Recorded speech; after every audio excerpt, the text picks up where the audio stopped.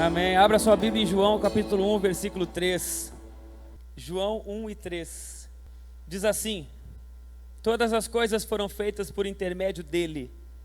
Sem ele, nada do que existe teria sido feito. Mais uma vez, todas as coisas foram feitas por intermédio dele. Sem ele, nada do que existe teria sido feito. Amém. Até aqui. Estou compartilhando com você já há alguns domingos, na proposta de responder a vocês a pergunta que vocês não fizeram, ou pelo menos a maioria não fez. Foi a pergunta dos discípulos lá do barco, quando o barco estava sofrendo com as ondas, com a tempestade. Jesus estava dormindo no barco e eles foram chamar Jesus, dizendo: como tu pode dormir no momento em que o barco está quase naufragando? E Jesus então desperta do barco, levanta, manda que o mar se acalme, que os ventos parassem, e então o vento e o mar obedecem Jesus, e os discípulos ficam assustados com o que Jesus é capaz de fazer, e eles fazem a pergunta então que eu quero trazer a resposta: quem é esse? Quem é esse que até o vento e o mar obedecem? E porque isso é natural de todo aquele que vive uma vida com Deus, próxima dele. É natural que mais cedo ou mais tarde ela vai se encontrar com esse questionamento: que Deus é esse que faz essas coisas? É natural.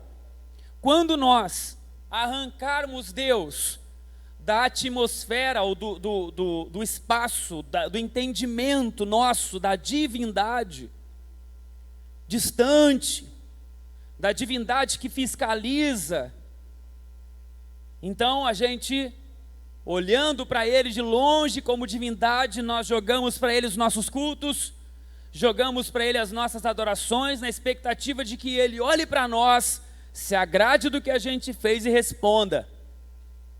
Eu estava falando no primeiro culto uma coisa que eu observei hoje à tarde, eu estava pensando hoje de tarde sobre isso. Eu não sei a cor que o meu pai prefere. Não sei. Não conheço alguns detalhes, a roupa que ele mais gosta. Eu não sei a roupa que meu pai mais gosta. Eu não sei a cor que meu pai prefere. Não sei se vocês sabem do pai de vocês, mas eu do meu não sei. Não sei a comida que ele prefere também. Porque na verdade quando eu vejo ele comendo, a impressão que eu tenho é que ele prefere todas. Apesar de que ele logicamente gosta mais de churrasco aparentemente, né? Mas quando ele manda uma lasanha, parece que ele gosta mais da lasanha do que do churrasco. Não sei a cor que ele gosta, a que ele prefere. Não sei a roupa que ele prefere. E talvez não sei exatamente a comida que ele prefere, tenho a impressão que deve ser churrasco. Mas agora é interessante que eu mesmo não sabendo nada disso, se eu estiver passando por alguma situação difícil e ele chegar, ele me causa um impacto que nenhum de vocês consegue causar. Ele me dá uma segurança que nenhum de vocês consegue me dar. Talvez algum aqui, ou alguém que eu tenha proximidade aqui, talvez eu saiba sobre detalhes da vida, sobre o que gosta, o que não gosta nesses aspectos, mas não causam essas coisas em mim. O exercício que eu quero fazer nesses dias que eu estou pregando é justamente arrancar o Deus da divindade, aquele que tu sabe tudo, o ídolo. Tem pessoas que não sabem a comida preferida do pai e da mãe, mas sabem a comida preferida do artista que eles mais gostam. Como é o nome daquele? Tem um lá, né? Tem um monte de fã. Esqueci o nome agora. Um cantor de... enfim, um monte tem, eu vou falar. Aí o pessoal gosta, sabe de tudo, o que ele gosta, o que ele não gosta, o que ele come, o que não come. Onde foi? Onde foi ontem? Fulano de tal e Beltrana se encontraram em tal lugar. Se você acompanha essas coisas, já vou dizendo para você, larga a mão disso, você não vai te levar a lugar nenhum.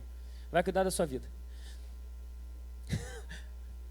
Agora, é interessante isso.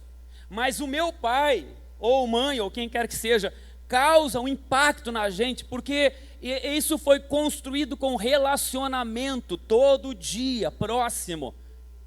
Nós precisamos arrancar Deus, tirar Deus da nossa consciência, da posição da divindade, onde nós, de longe, fazemos as nossas orações e fazemos as nossas rezas, os nossos cultos.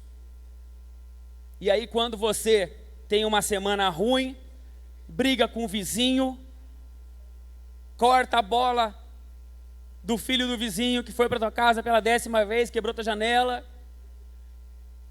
Aí no outro dia de noite tu vai orar para dormir, mas naquele dia tu brigou com o vizinho, tu falou um monte de bobagem para ele. Naquele dia tu brigou no trânsito, saiu atrasado e culpou todo mundo, que estava em paz, indo em paz para o seu trabalho. Mas como naquele dia tu estava atrasado e queria andar 200 por hora, todo mundo virou tartaruga, boca aberta na tua frente.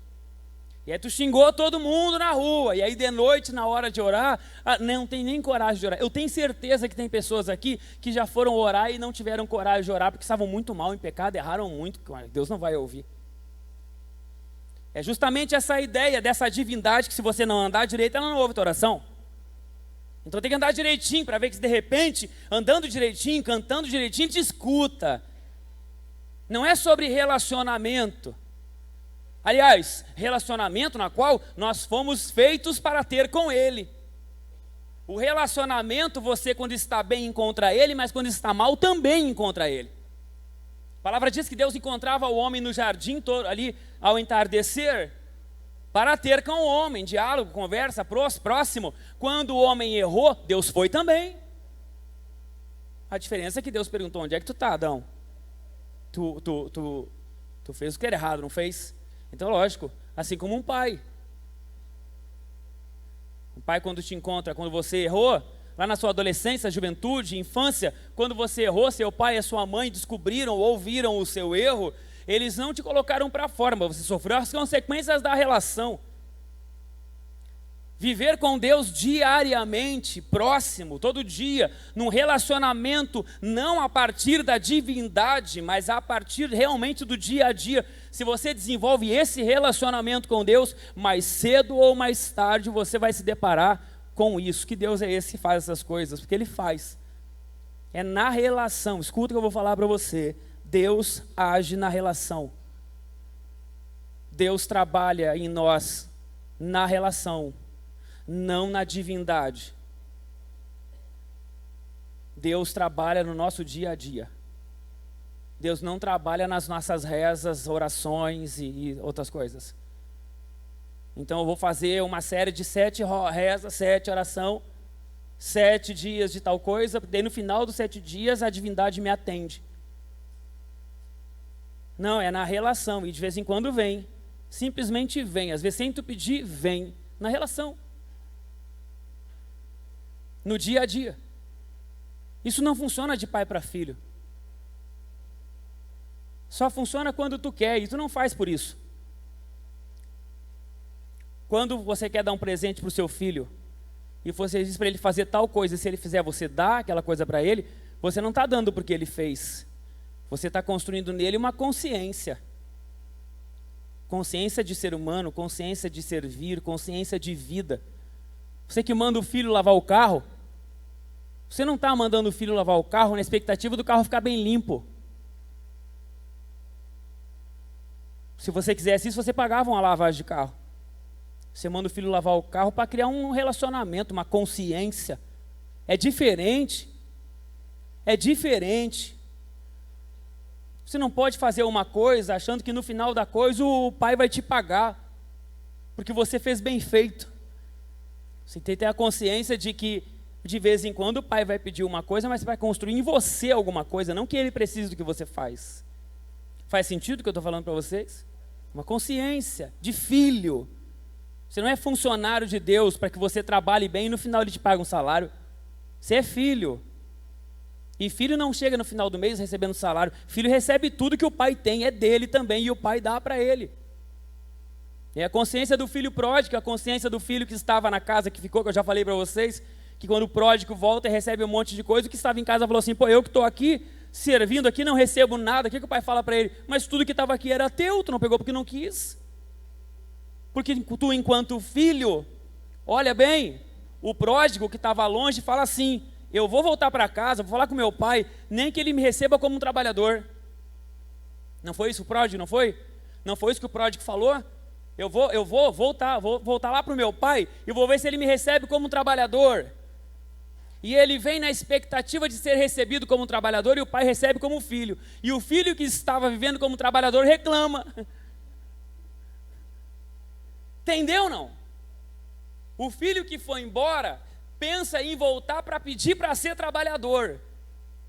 E volta e é recebido como filho. O filho que estava na casa, vivendo como um trabalhador, reclama. Por que que ele recebeu e eu que estou aqui não recebo? Aí o pai fala assim, ele é tão filho quanto tu, tudo é teu. Só que tu te comportou como um trabalhador. Tu que ficou fazendo as coisas achando que fazendo ia receber, sendo que na verdade tudo era teu. É isso que é essa mudança de relacionamento que a gente tem que ter com Deus. A mudança do relacionamento da divindade do patrão que eu trabalho para ele me dar. E se eu trabalhar mal, ele não me dá dispensa e me demite. Não, você não é trabalhador, você é filho. E filho não é das 8 às 6 da tarde. Filho não é no domingo das 8h15 às 10 horas que faz o trabalho. Filho não é de manhã levantar, eu tenho que orar, porque se eu não orar o pai não vai se agradar. Filho não é isso, irmão. Isso é trabalhador. Filho não. O filho está com o pai e desfruta das bênçãos do pai o tempo todo. É por isso que a gente precisa desenvolver isso. Se você desenvolver isso mais cedo ou mais tarde, você vai experimentar e vai dizer, nossa, eu não sabia que meu pai era assim. Eu não sabia que meu pai era isso tudo. É isso que eles falam, que Jesus é esse, quem é esse que faz as coisas? Então, é Jesus, é que está próximo de ti, é o seu pai, é Deus.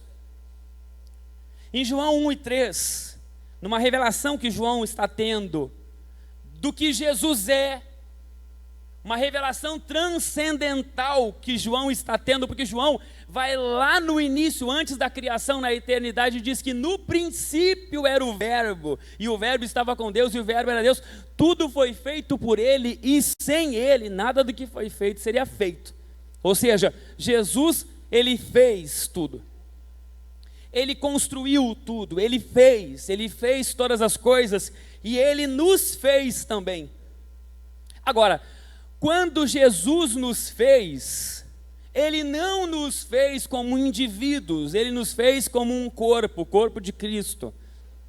Jesus nos fez como um grande ser, uma unidade. A igreja, ela é uma unidade, nós todos somos um. Não existe personalismo humano para Deus.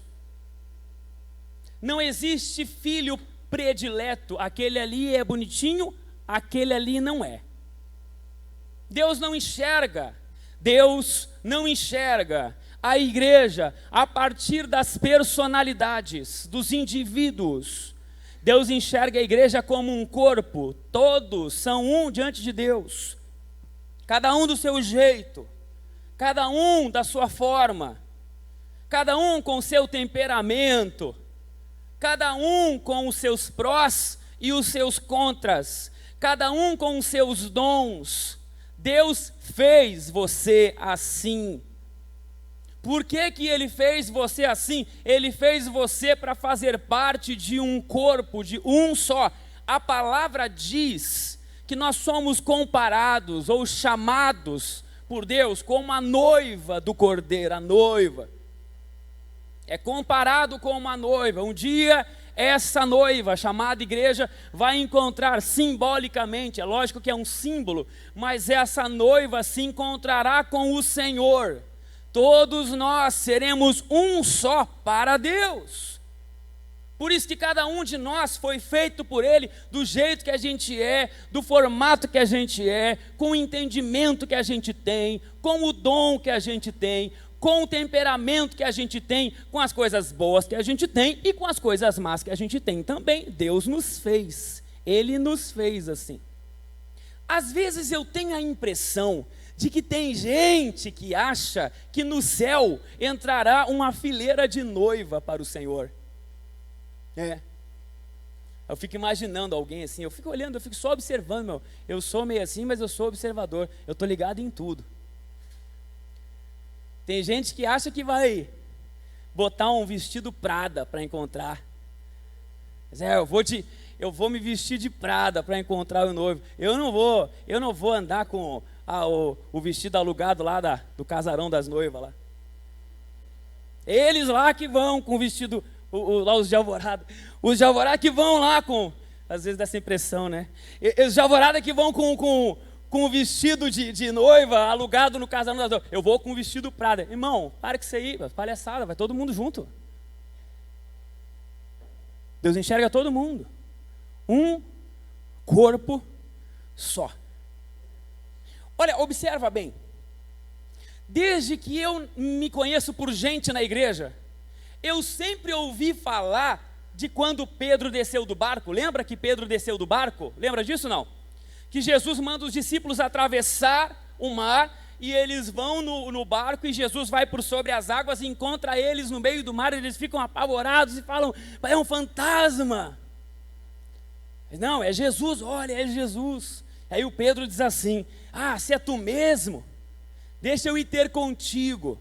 Eu vi, Elias, a vida inteira, desde que eu me conheço por gente, essa pregação sendo pregada assim, porque você tem que descer do barco, porque você não pode ser um fracassado, um derrotado, você tem que ter fé, igual Pedro, que desceu do barco e foi ter com Jesus, e foi não sei o quê. Irmão, então,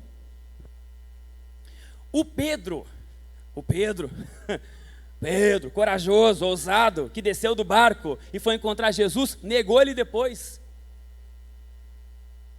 Tem o que desce, irmão, mas tem o que fica no barco.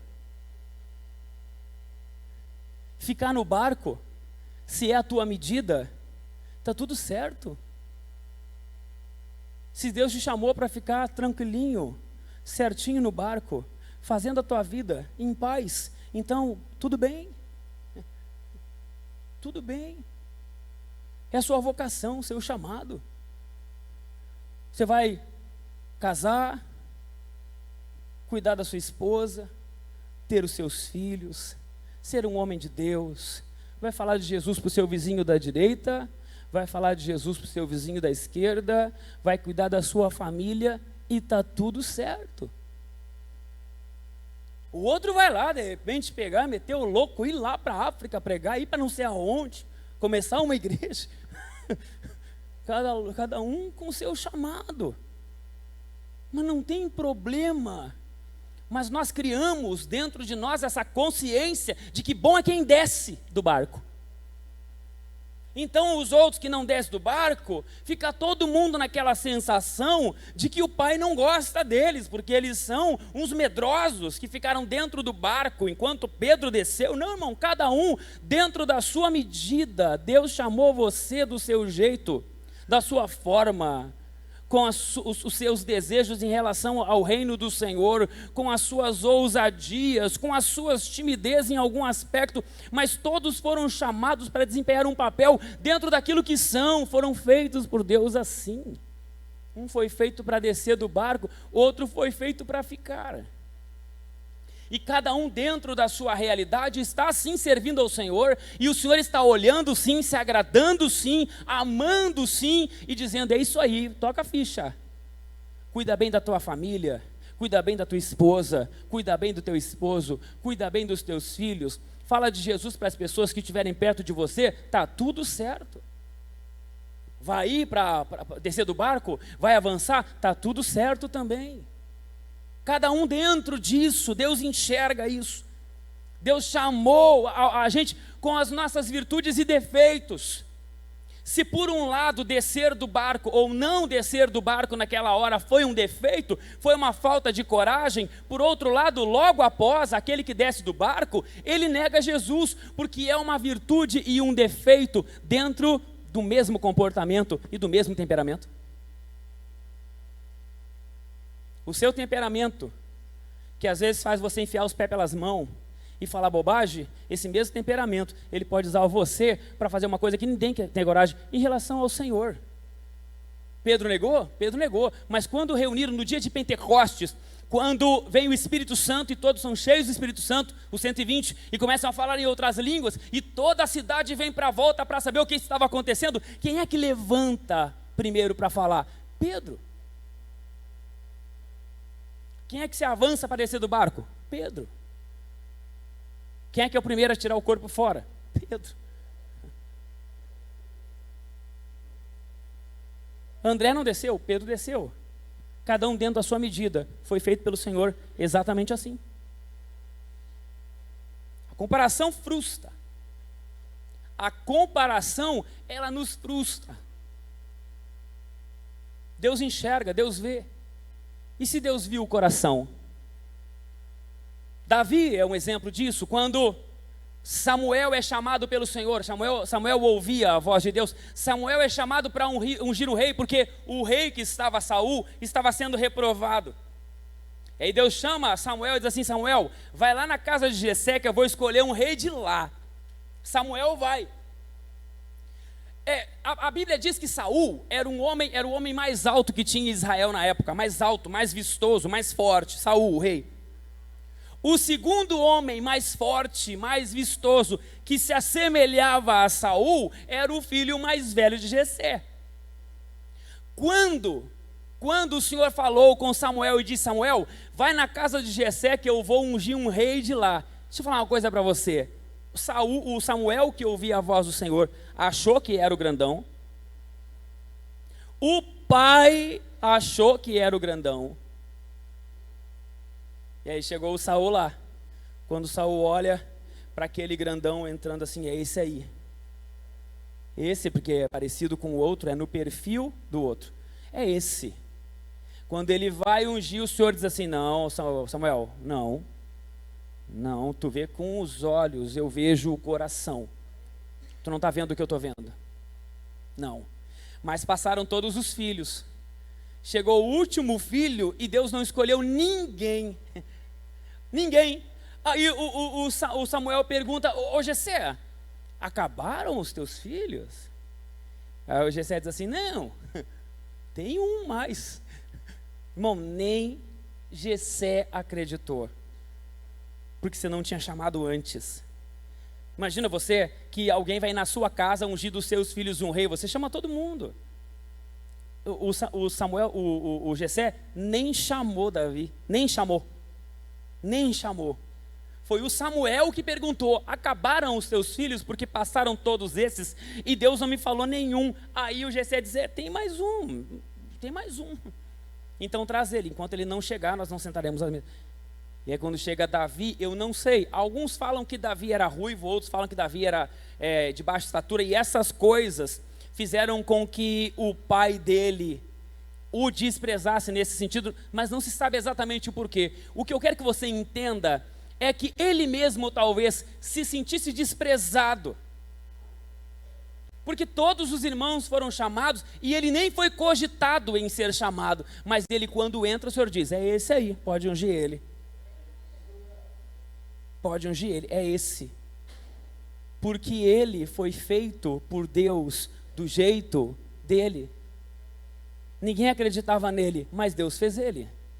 Ele não tinha as prerrogativas, mas Deus fez ele. Ele não tinha o aspecto do dom, mas Deus fez ele. Tinha um propósito. Deus nos fez, cada um de nós, com um propósito, e mesmo que a gente se encontre dentro de uma estação ou de uma fase onde o que nós somos dentro desse corpo ou no reino de Deus pareça inútil, chegará uma hora onde nós entenderemos qual era a nossa utilidade, qual era o nosso papel. Irmão, deixa eu falar um negócio para você: a pior coisa do mundo é você se medir pela circunstância. A pior coisa do mundo é você se medir pelo seu momento. Eu não sirvo para nada mesmo. É o patinho feio, né? Não sirvo para nada mesmo. Eu não sou. Irmão, calma. Vai chegar a hora onde todos nós que estamos aqui entenderão qual a sua função, o seu papel, e vão saber: Deus me fez assim mesmo. Eu precisava ser desse jeito. Foi Deus que me fez. Eu achava que sendo do outro jeito ia ser melhor, mas não. Eu sou realmente assim. Deus me fez assim. Pensa na cabeça de Davi, se enxergando dessa forma, sem nenhum tipo de prestígio para as coisas que ele imaginava. Mas Deus já tinha visto. Eu fico imaginando, por exemplo, quando as pedras que hoje nós conhecemos como preciosas, o ouro ou qualquer outra coisa, quando não se sabia o valor do que tinha. Quantas vezes foram desprezados? Quantas vezes pedras que hoje valem milhões foram deixadas de lado por ser só mais uma pedra? Era só mais uma pedra naquele momento, hoje não são mais. Quantos de vocês que hoje ainda talvez se enxergam com desprestígio, talvez não se enxergam sendo escolhidos por Deus, por quê? Por causa de um defeito? Ou porque não tem a virtude do outro?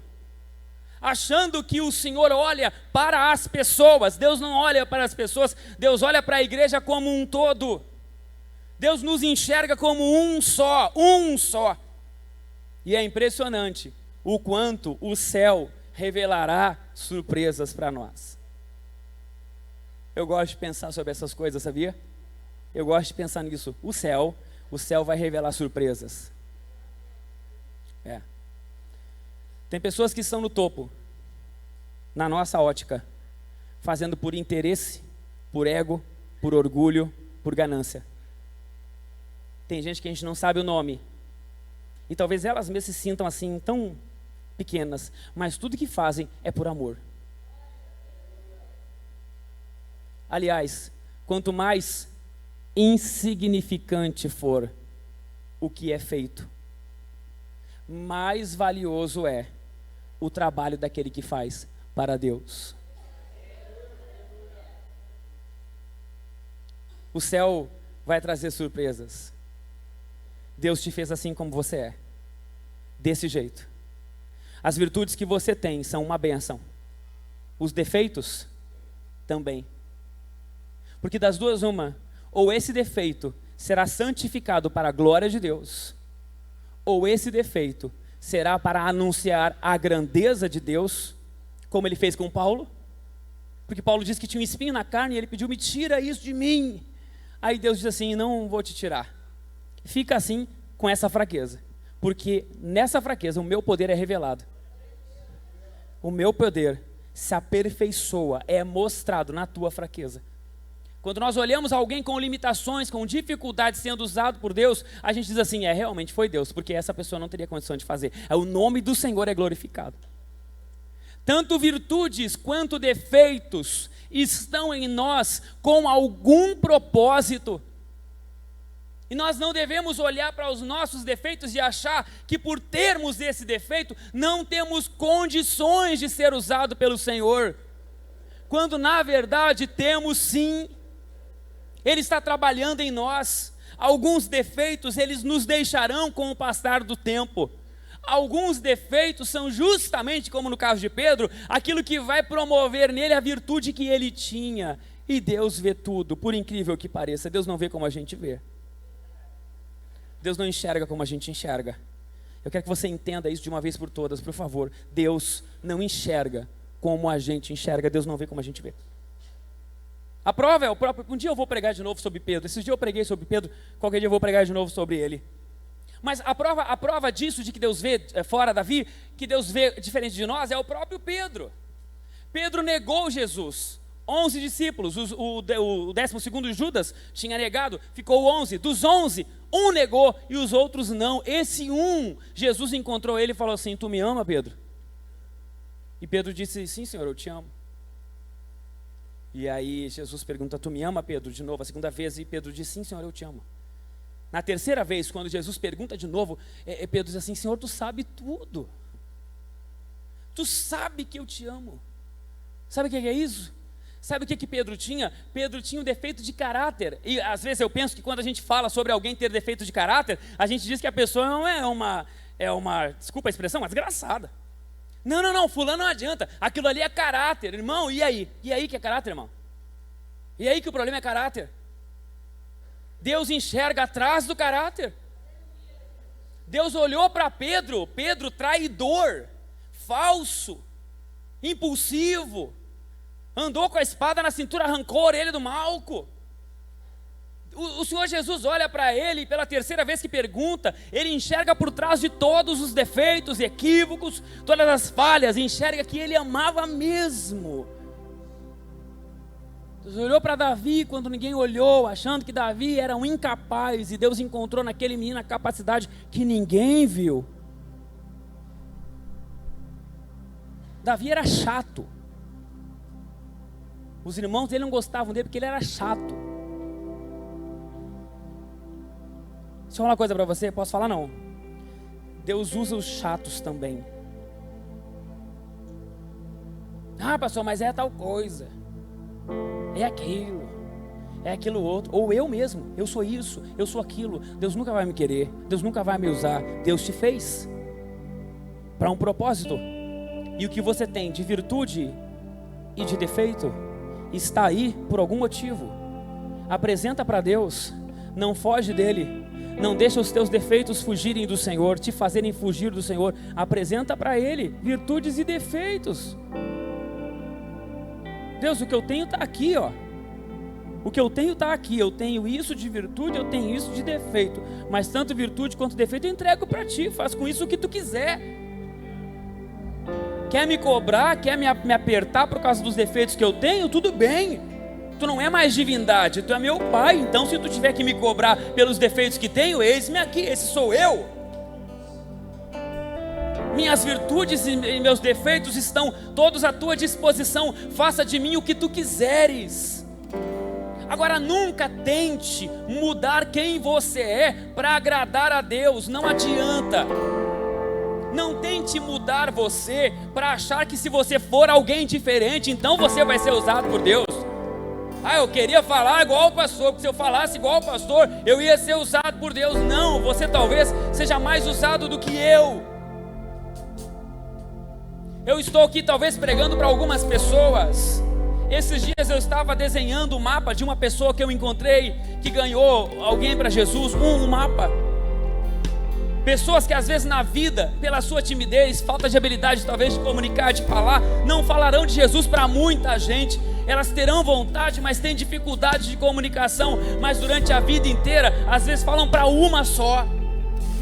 Tem história disso. E essa uma pessoa, que ela foi usada para comunicar o Senhor, ganhou nações. Nações foram ganhas por pessoas que foram alcançadas por uma pessoa, a única vez na vida dela. Sabe por quê? Porque Deus fez você. Nós fazemos parte de um todo. Nós fazemos parte de um todo. É muito grande. Nós somos só uma partezinha. Não deixa o ego achar que porque você prega, canta, ou porque você faz alguma coisa, você é melhor do que os outros. Irmão, você é uma parte, irmão. Você é só uma parte de tudo. Ah, pastor, mas eu sou tão pequenininho, pastor.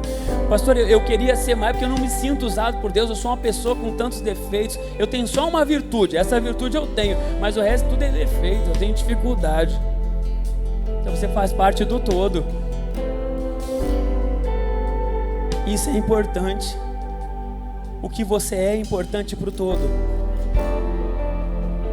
É a mesma coisa que dentro de um cenário do corpo humano, as unhas da mão simplesmente dissessem assim, ó: eu não sirvo para nada. Bonito é o cabelo ali que a senhora ali gasta meio salário mínimo para arrumar o cabelo. O cabelo que é legal, tal coisa que é legal. Eu não sou ninguém, eu não vou fazer a minha pequena parte. Faz falta. Deus fez cada um para um propósito dentro do corpo. Ele fez você. Que Deus é esse? É Ele que fez você. Mas eu tenho isso. Ele fez você.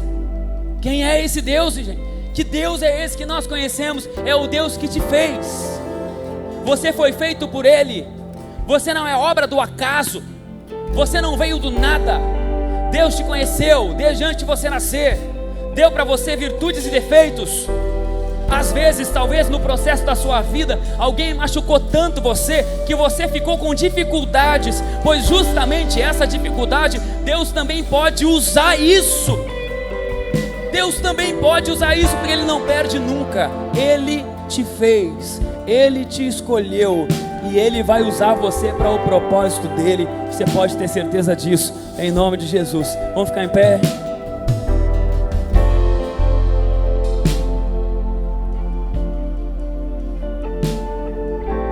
tão mal, pastor. Eu estava agora mesmo no primeiro culto.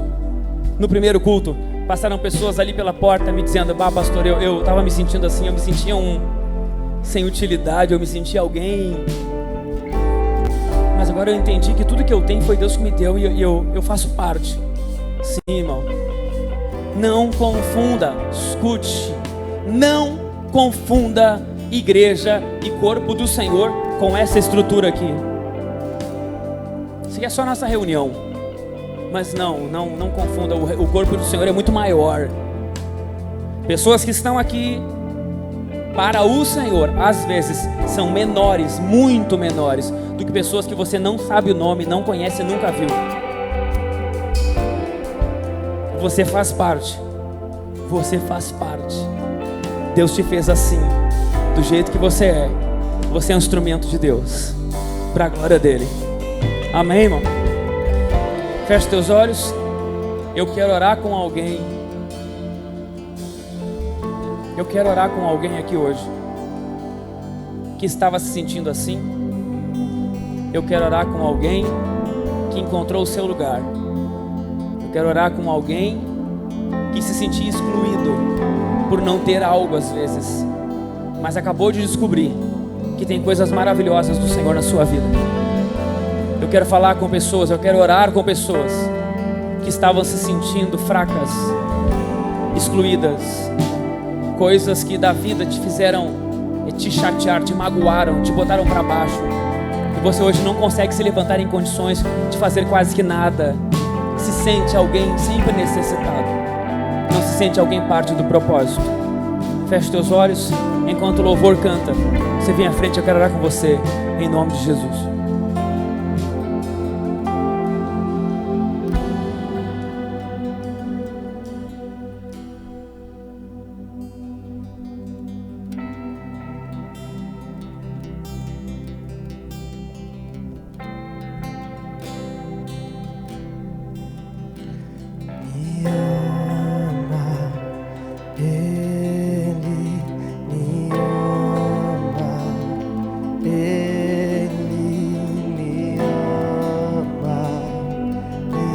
Deus vai usar o que você tem, virtudes e defeitos. Deus vai usar o que você tem. Deus vai usar você. Deus vai usar você. Deus vai usar você. Você é um instrumento na mão de Deus para esse corpo. Você é um instrumento de Deus para esse corpo chamado igreja. Deus vai usar você. Deus vai usar você.